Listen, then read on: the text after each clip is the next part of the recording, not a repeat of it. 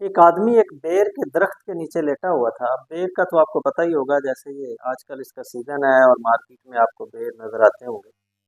तो जैसे गांव में एक ट्रेंड होता है, वो आदमी उस साए के अंदर बेर के दरख्त के नीचे चारपाई डाल के रेस्ट कर रहा था। तो वो जैसे आपको पता है ना, फल पक जाते हैं तो फिर वो गिरना शुरू हो जाते हैं। ऐसे ही जब वो लेटा हुआ था तो एक परिंदा उसके ऊपर आके बैठा, वो टहनी थोड़ी हिली और वो एक दो बेर जो थे ना वो नीचे गिर गए।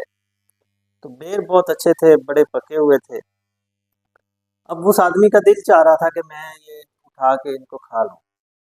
तो मीनवाइल उसने देखा कि एक आदमी ऊंट के ऊपर दूर से आ रहा है। तो वो खैर लेटा रहा। जैसे ही वो ऊंट वाला आदमी जो था, कहीं सफर पे था, वो उसके पास आया तो उसको उसने आवाज दी। उसने उसको सलाम बुलाया जो ऊंट पे था। तो उसने उसको कहा कि यार एक काम तो मेरा कर दो। उसने कहा जी बताओ। उसने कहा कि वो एक ना बेर नीचे गिरा हुआ है, जरा वो मुझे उठा के दे दो ताकि मैं वो खा सकूं। वो ऊंट वाला जो आदमी था, मुसाफिर था, वो बड़ा हैरान हुआ उसकी बात सुन के। वो उसने कहा कि यार तुम्हारे पास ही तो पड़ा है, कुछ फुट का फासला है और तुम उठ के इसको उठा के खा सकते हो। मेरे लिए तो ये बड़ा मुश्किल होगा। वो जो लोग आप में से जिसने देखा होगा कि ऊंट की सवारी करते हुए किसी को, या आपको वैसे कोई इत्तेफाक हुआ हो, तो आपने देखा होगा कि ऊंट, क्योंकि उसकी हाइट काफी ज्यादा होती है, तो वो आपने उसके ऊपर बैठना हो या उतरना हो तो उससे पहले ऊंट को बिठाना पड़ता है। तो फिर आप उसके ऊपर सवार होते हैं। उतरने के लिए भी ऐसा ही होता है कि पहले आप ऊँट को बिठाते हैं, फिर आप खुद उतरते हैं।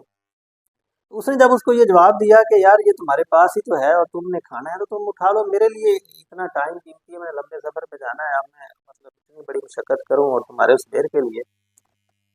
तो वो उसको आगे से जो चारपाई पे लेटा आदमी रेस्ट कर रहा था ना, उसको कहता है कि यार तेरे से ज़्यादा निकम्मा आदमी मैंने आज तक नहीं देखा।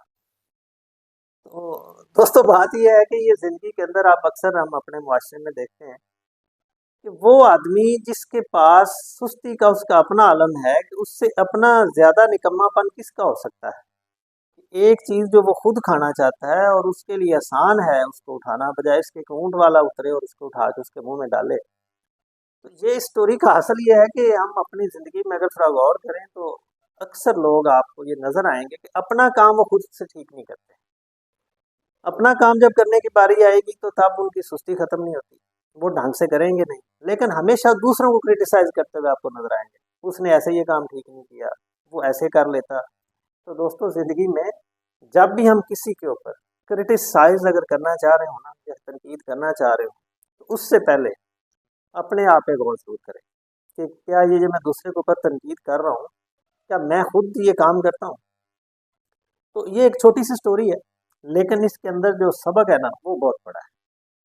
कि ज़िंदगी में कभी भी दूसरों के ऊपर आप कीचड़ उछालें, या उनको कोई ऐसे नाम दें, या उनके ऊपर कोई तनकीद करना चाह रहे हो, तो उससे पहले अपने आप पे गौर ज़रूर करें। तो इससे आप देखेंगे कि आपकी अपनी ज़िंदगी में एक बड़ा ज़बरदस्त बदलाव आएगा। Thank you, stay blessed.